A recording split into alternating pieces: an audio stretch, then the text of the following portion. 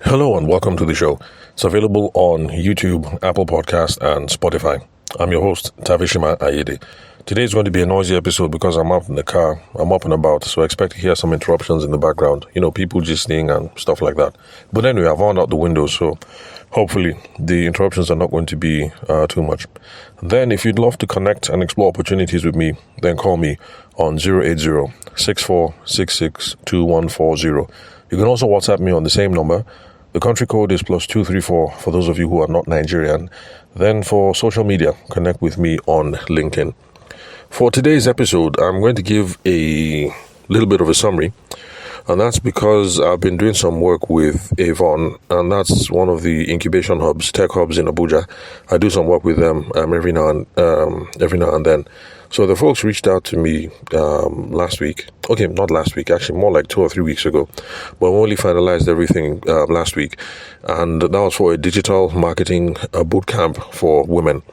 Now, the idea behind the program was to have women who are business owners, young women aged between, I think, 18 and 35. The aim was to have women 18 to 35 business owners, employees who are responsible for marketing, people who are out of school who want to consider a career in marketing, those sorts of things. It was supposed to open them up to the world of digital marketing and expose the kind of skills and the knowledge base that they're going to need to move their businesses and their careers forward.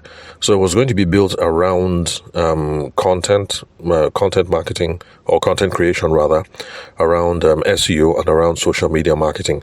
So that was the crux of what we were supposed to achieve. And of course, I told the young ladies that even though this thing was built around content, SEO, and social media marketing, I was there pretty much to answer whatever questions that they had around marketing and to see how we can, move their businesses forward and help people get closer to the promised land. So we did the first session yesterday. At the time of this recording, that was the 18th of November, 2024. So whenever it is that you're listening to this, know that this is something that happened a while ago. Okay, well, not too long ago anyway. Where was I? So yesterday we had the first session on the 18th of November, and it was around content creation mastery. Then, so this is a summary episode basically, just so that the ladies who are at the session would have something that they can refer to every now and then to remember the stuff that we discussed during the session, and then also a pointer about where to go and what to do next. So, as I usually do, I pointed out to the ladies that since I am a business development consultant and a sales coach, I was always going to be looking at things from a sales and business development perspective. Now, one reason why this is important is this. When you talk to a traditional marketers are much more concerned about reach and perfection. So they want a perfect campaign and they want something that was seen by millions of eyeballs. But then those of us who come from a more sales background, we are concerned with traction and we are concerned with conversions.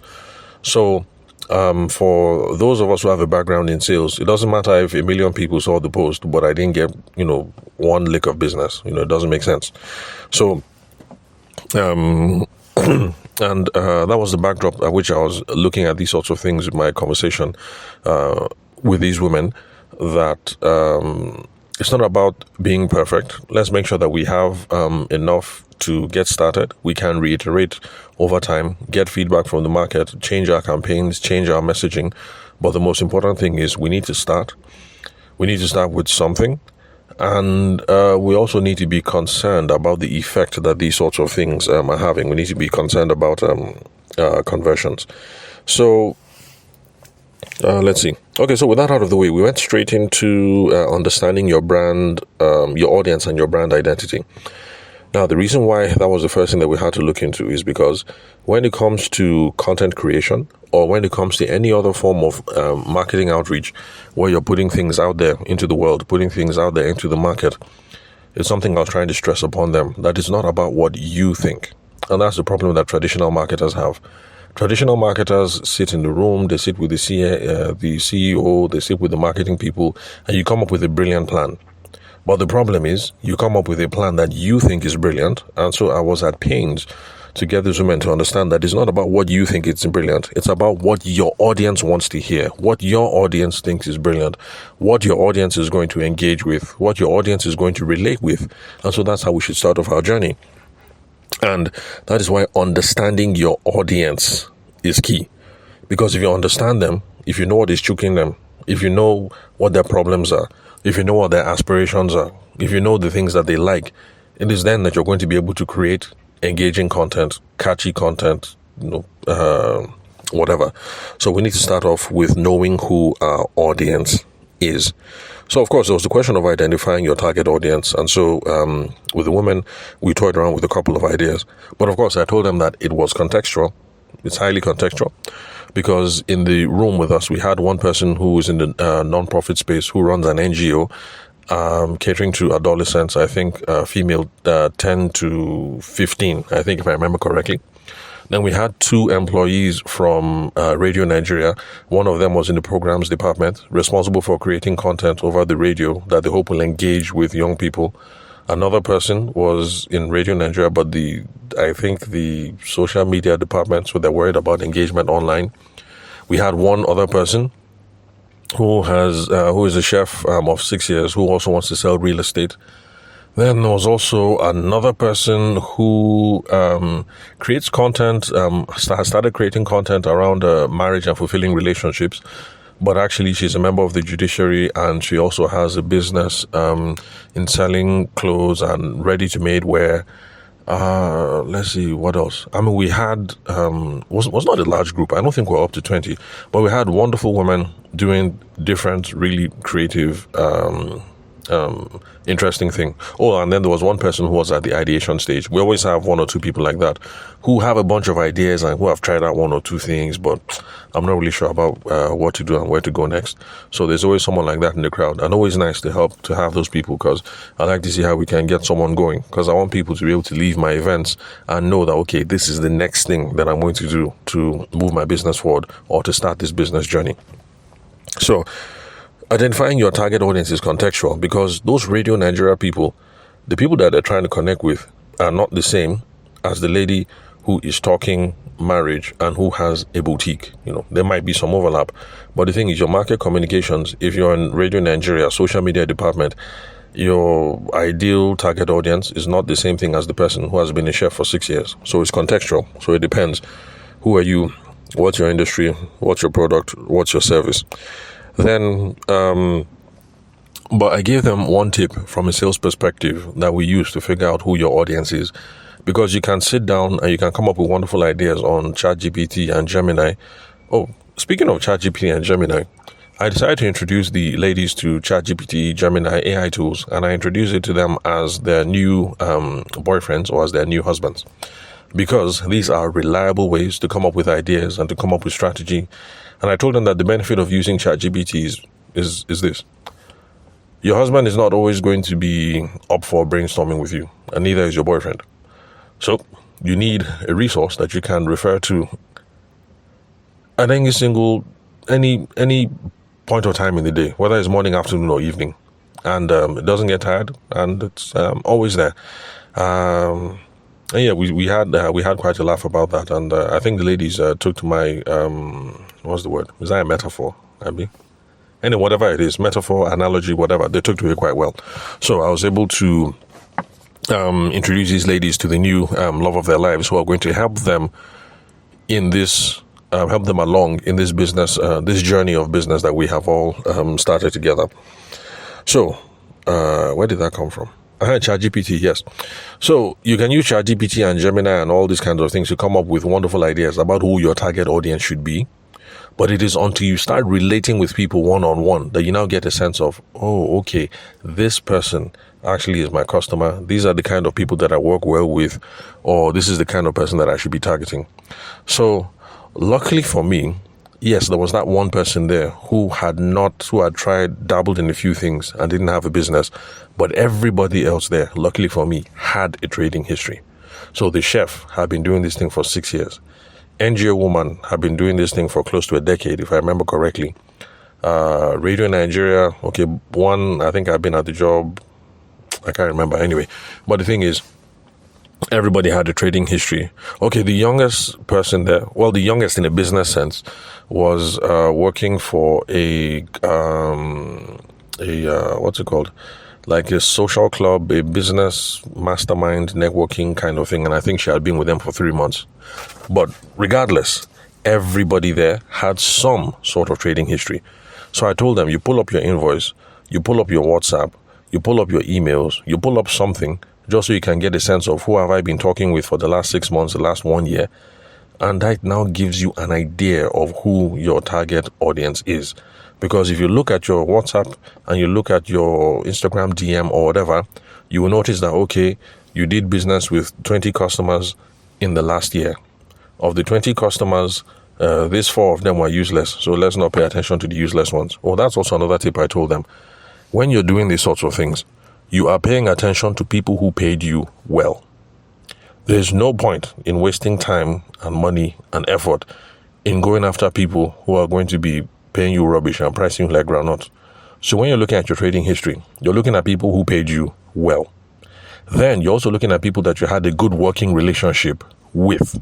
Because there's no point you doing business with someone who is paying you okay or decent, but then the person is giving you tons of stress. The example that I gave them was one of my early documentaries, and how my own share of the money at the end of the day was 300K. That was my own share of the money. But it's a project that I ended up spending like 6 months on. And of course, some of them were even shaking their head because, think about it. You're in business. What's the point of collecting 300K and then spending 6 months on top of the matter? If you do the math, you're better off just taking a job because I don't know, what's that? Is that like 50K a month or something? You're better off just being in paid employment. So when you're looking through your trading history, those are the people that you're looking at. Who paid me well? And who did I have fun working with? Who was a pleasure working with? Those are the people that you start looking at. And after a while, you now start getting a picture that, oh, okay. At first, I thought my target audience is everybody. But looking at this picture now, it looks as if my target audience is men aged between so and so who live in this part of the city and who are of this profession and this and this and that and that. In fact, one of the participants who came in late at the end of the day, let me see, what was her business again? Fashion. Yes, she was the fashion entrepreneur. Okay, let me look at my notes. Sorry, one moment.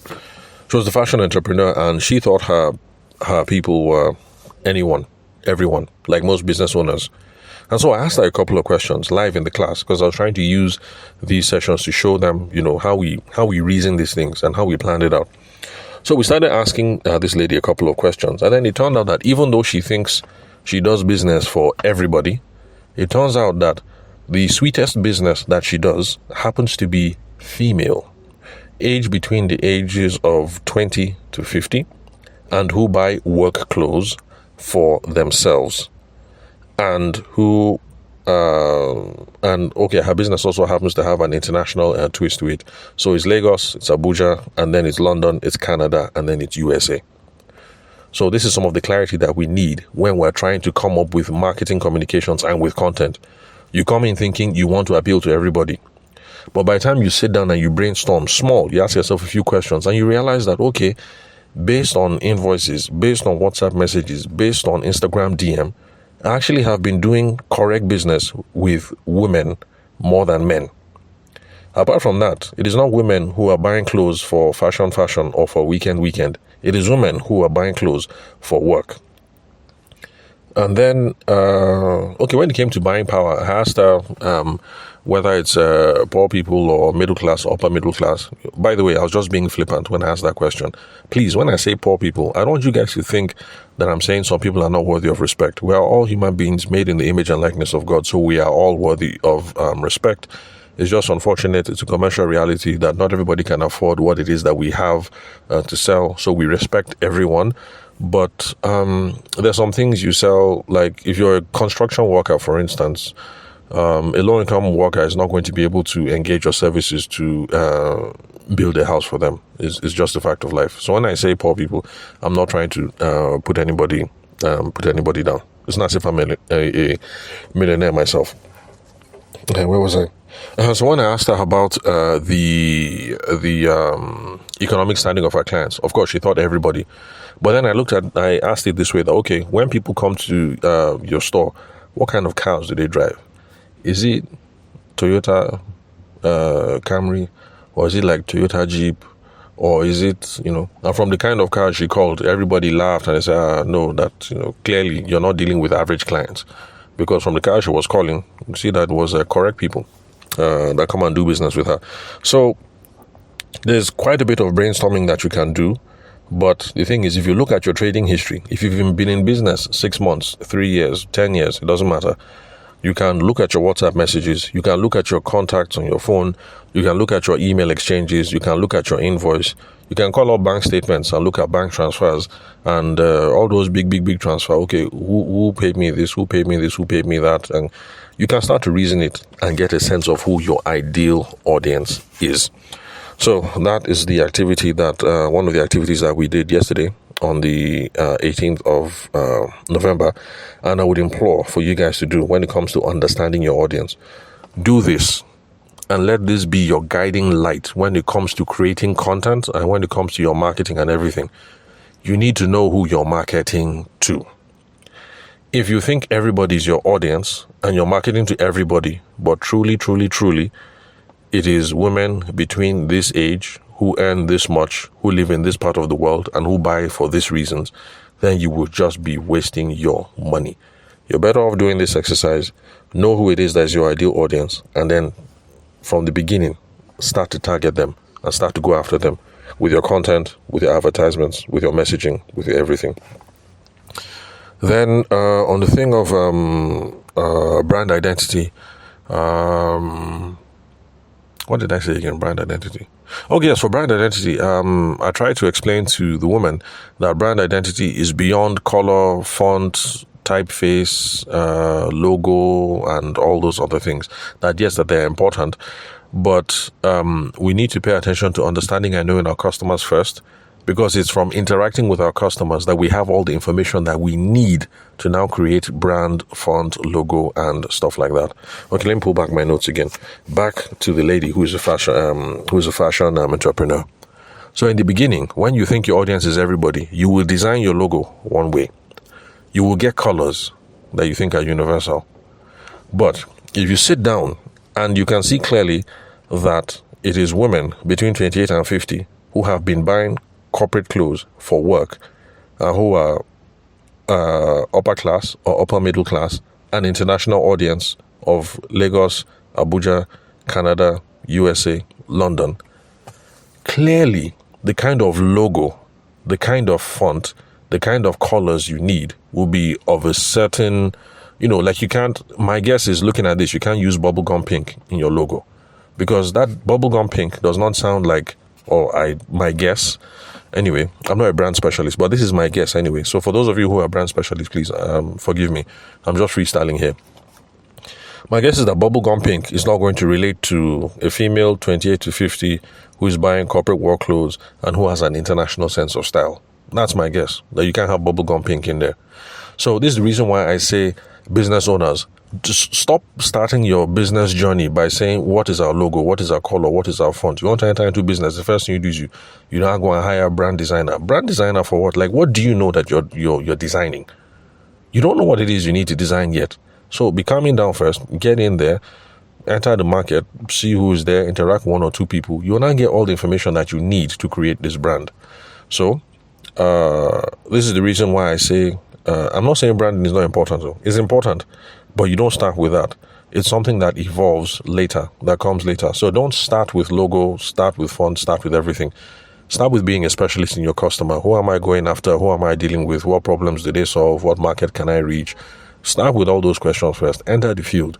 By the time you have small experience, even if you do something for 2-3 months, you now have better information about what kind of logo you need, what kind of font you need, what kind of colors you need, and things of that nature. So that was what we did on brand identity. Then on the bit of creating a compelling brand story, let's see, what did we talk about? Okay, well, brand story. Yes, what I tried to tell the women was this. A lot of us in business, we assume that the brand story is about us. But the brand story is not about us. It's about the customer. If all your communications are me, people will not pay attention. In this podcast, it's over 980 something episodes. If I come here every day and I say I am the best, I am the greatest, I am the brightest, I am the smartest, I am the smoothest, I am the this, you guys will get tired because there's a limit of how much me the audience can tolerate. But I come up here and I try to provide value to you guys, and that's why some of you have been listening to me for the past 4 years, and that's the reason why the listener base of the show continues to grow, because I'm trying to deliver value to you guys. So I told them that the brand story is not me. Once in a while, you do that whole thing of, this is me, I'm the founder of the business, I was inspired by this, and blah, blah, blah, and blah, blah, blah, do business with us. Yeah, that's fine. You have to do that once in a while. But a brand story, first of all, is a story. So that means you need to have a narrative arc. Narrative arc just means beginning, middle, and end. Because sometimes you guys put out pieces, and the piece does not have a beginning.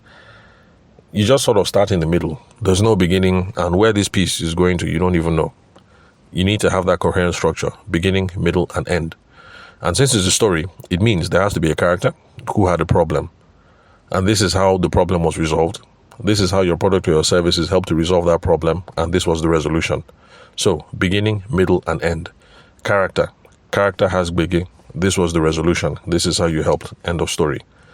If you're using that simple arc, by the way, it can get more complicated when you're talking about story structure and things like that. But this is just a simple thing that you can work with. You don't have to write anything down. You don't have to remember anything. Everybody can remember beginning, middle, and end.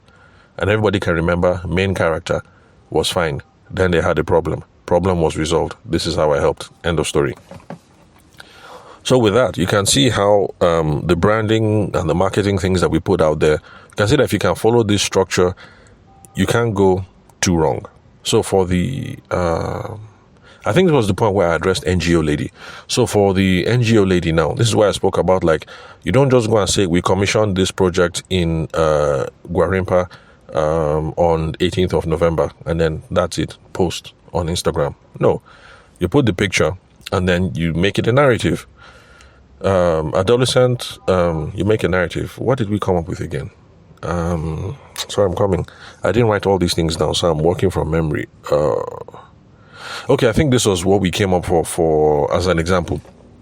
So you paste the picture on Instagram, but then the narrative is more like, because of the political crisis in Nigeria from so to so period,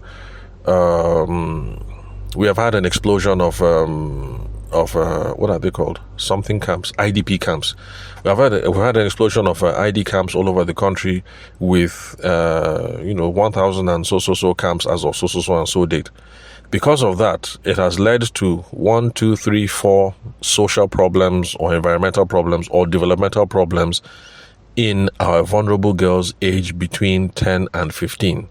Because of these social and political conditions, these young girls are exposed to this and this and this and that and that and that. For this particular community, we noticed that this was the problem. And so we came in here with an intervention so that we can solve this and this and that. And by the end of the intervention, we're able to provide this, we're able to provide that, and we're able to help these people. In fact, if you can make it more personal and say, we're able to help Amina and her friends to be able to achieve this and this and that and that, then you can now put call to action. Support this important work we do, contribute to us at so and so, become a fund contribution, become a fund donor, and blah blah blah, and all that sort of thing. So you can see now that in this case, the second one is going to be much more effective than just putting up a picture and saying, Gwarinpa, we delivered 50 bags of rice. So I told her that kind of communication, Gwarinpa will deliver 50 bags of rice, that is good for showing accountability to your board, so that they will know that, okay, the millions that they gave you last year, this is how you spent it. But then when you're trying to talk to your target audiences, is different. So narrative arc, story, branding, all those things. You see how it all ties together. Beginning, middle, end. Somebody was fine, then there was a problem. This is the resolution of the problem. This is how we fit into the picture. So that's just the overall structure for now. But like I said, you can find much more complicated, much more in-depth frameworks when it comes to branding, storytelling, and all those sorts of things. Then the final thing that we did on the 18th of November was around content planning and content strategy. And I think that was a part of the session where I had the most fun. So I started off with the chef, and I asked, because she's been in business 6 years, I said, how do you decide what to post? And she said that she posts when she feels like, and that she posts when she's broke. And everybody had a good laugh. And it's something I can relate to, because I remember back in my wedding photography days, it's just normal. You wake up and you don't feel like posting, so you don't post. You wake up tomorrow, you feel like posting, and then you post. And then you wake up one day and like, I haven't had a customer in 2 months. What's going on? And then you now start posting frantically. So I remember, we've all been there. So we had a good laugh. There was another person that I asked. She's a medical student. She wants to... she doesn't have a business yet. But what she's doing is... what is she doing again? She wants to create... she does YouTube videos. She's much more focused on millennials, and she gives social commentary on trending topics and things like that. She just wants to create these assets online, because you never know what kind of opportunities you can explore later on. So yes, that is not bad. There are some people who do that and they think what they're doing is bad. It's not. It's not bad. It makes sense. Having a visible brand or having visible online assets, it helps in whatever it is you want to do. Whether you decide you want to be a pastor or a politician or a business person. So if you're not quite sure, but you start off in the beginning, clearly using a documenting strategy. There are people who are along for the ride, and there are people who want to learn and watch you grow and grow along with you. So it's perfectly fine. So for what was I talking about? Content calendar. So for her content calendar, she said that for her it's just vibes. So that's how she does it, when she feels like, and just vibes. And then we also had a good laugh. But truth is, that is the reality of everybody, or for most people.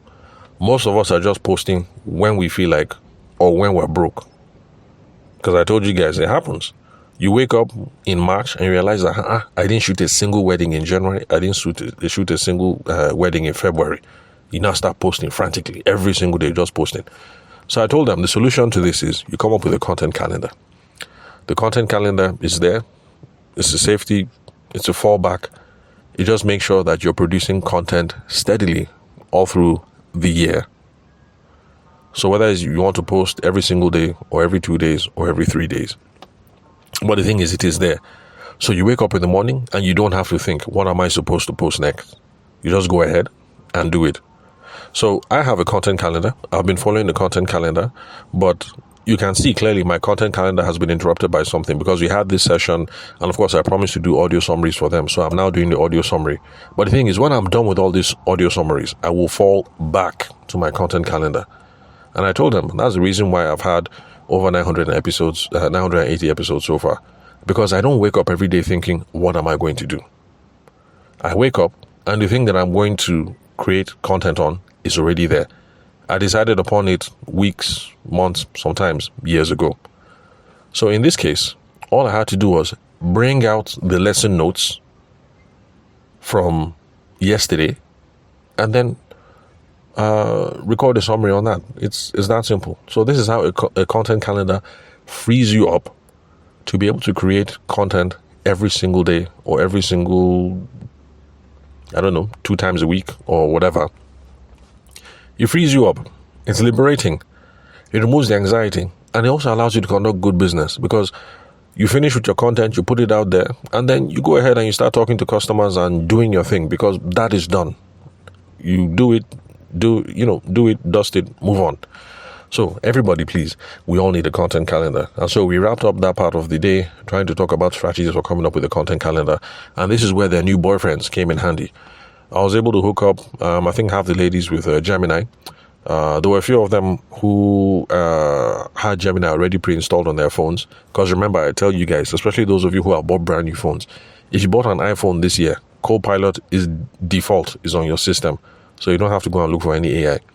If you bought Samsung, brand new Samsung this year, Gemini is already there by default. No need for you to go and look for it.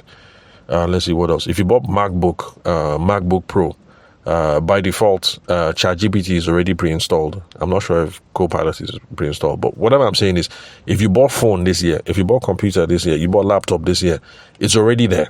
There's no need to look. My own opinion, whatever is on your phone, whatever is on your laptop, whatever is on your desktop is fine. Just carry go. Start with what is there and be moving. It is only if, as you're moving with it, you realize that I wanted to do this, it's not doing this. I wanted to do that, it's not doing that. Then you start looking for something else. But don't start off this journey looking for the perfect AI assistant. You will just be wasting your time. There are too many. There's ChatGPT, there's Claude, there's Copilot, there's Perplexity. Somebody told me about Claude. What again? And those are just the normal ones that people talk about. If you go and do a search on Google now, you see them plenty. As in, it's too much. So, start with the free one that is on your phone, that is on your laptop. Just start with that and just be moving. When you run into problems, you can also start asking people, I wanted to do this using AI. The thing did not work. What do you use? And then you broaden from there. So, that was where so that's how we wrapped it up. And I told them how you can use ChatGPT to come up with content. I taught them the way to prompt, and I gave them the formula that I've been talking about over here on the podcast, which is you come up with the context, say a bit about you, say a bit about the problem. Let's see, what else? Before you ask the question. So in this case, sorry, let me go back to this lady, Fashionista. So the only reason why I'm going back to Fashionista is, to be honest, I think she's the one that I made the most detailed notes on, because for her, understanding target market. Okay, there were two people. Okay, we also did the exercise with Amara. Okay, but let me stick with Fashionista, because you guys know Fashionista. So, creating content now for the Fashionista would be this. I am a fashion entrepreneur based in Abuja, Nigeria. My ideal target audience is women between the ages of 25 to 50 who would like to buy work clothes for themselves. My clients are typically upper class or wealthy individuals who have an international sense of style and who live in different markets in Lagos, Abuja, London, Canada, and America. That is context. Number one, context background. Then number two, we start entering into the problem. I would like to create content that this group of individuals would find captivating, engaging, useful, helpful, blah, blah, blah. Then you now give the instruction. The instruction will now be, using this information provided, help me come up with a content calendar for 52 weeks of the year, assuming a posting schedule of twice a week. Come up with content ideas that would be relevant to such a group, and then you hit send. So this is the proper way to use these AI tools. The problem is a lot of you just go to AI tool and then you say, give me content calendar, and then you hit send. And the thing will come out with rubbish. That is just general. Of course it will be rubbish because you didn't give it any context. But if you do something like this is me, this is the audience I'm trying to target, this is the problem I have, I want to create content, give me content for this length of time, for this schedule, it will now give you something. And it will give you something that makes sense. And we did the exercise with 2 or 3 people, and some of the ideas that came up made sense. Oh, by the way, there is no such thing as 100% perfect. Don't expect that it's going to give you something and you like every single idea. But the thing is this, for the ideas that you like, in fact, for the lady who was doing content on marketing, it spat out like 5 ideas, a list of 5 topics. And I showed how for the first idea, if you just take the first idea and you take each idea and break it down into 3, I was able to show how the lady would have content, assuming she wants to start this thing in January of next year, because we're in November already, that if she wants to start in January, because of what we did on ChatGPT, she already has content for the first 5 weeks of the year. So the first 4 weeks of January and then the first week of February already covered. Easy. Just like that. Or the lady, she prefers Instagram Live. So we talked about that when it came to content format. Are you going to do blog posts? Are you going to do Instagram Live? Are you going to do podcast? Are you going to do what else? Any of the different formats that are out there. So, sorry, hold on. Let me get back to my class notes. What was I? So that's what we wrapped up basically. Anyway, one of the ladies there wanted to know about the content calendar, the format it needs to take, and so I exposed them to the different philosophies. Basically, the philosophies for now, or the best practice for now, is there are people who have a running list. For me, that's what I have, running list. There's a sheet of paper, all the questions are there. Once I finish one, I cross it off. I finish another one, I cross it off, and it's a running list, so it never ends. Questions just keep being added and added and added. In fact, some of the questions that some of the ladies asked yesterday, I've already put them on the list. So I'm not going to record the podcast episode now, but it's there, it's on the list, and the list is always growing. And that's why I'm never going to run out of podcast episodes, because at every single engagement, whether I'm talking or every single coaching session or whatever, somebody has a question. And I'm like, oh, that'll be a good podcast episode. I just put it on the list, put it on the list, put it on the list. So that's one philosophy for content calendar. That's to have a running list. But surprisingly, only 3 of us in the group like the idea of running lists. I just assumed that people would like running lists as per less stress. So it looks like most of the ladies wanted something much more detailed, with a table. Then we say January 1st, January 7th, January 8th, with the different topic ideas and, stuff like that. And this is the beauty of using these artificial intelligence tools. While I was there trying to come up with a prompt for how you could make it put the content in a table format, 3 people, just sharply, with some very simple prompts. One lady, I think the way she put it was, she said, put this in a tabular format or something.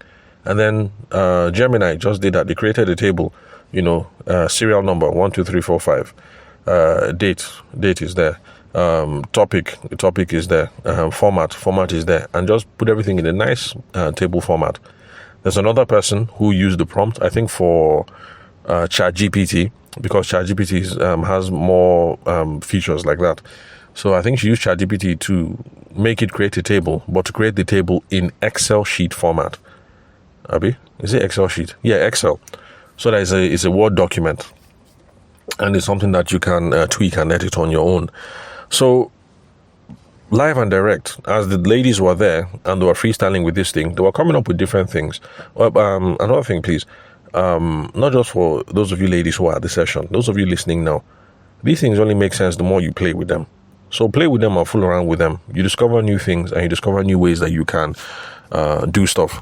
For me, since I use a running list, I had no reason to create tables with them. So I had never bothered trying to use an AI tool to create a table. But you can do that. And not only that, I saw it live with my own 2 eyes. You can also use it to create an Excel sheet.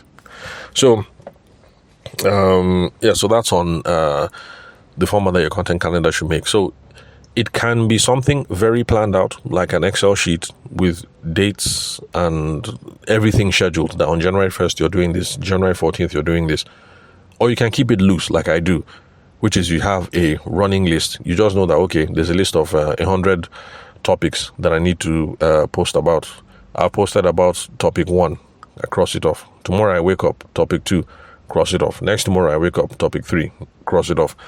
So that was just it. So that's a summary basically of all the stuff that we spoke about.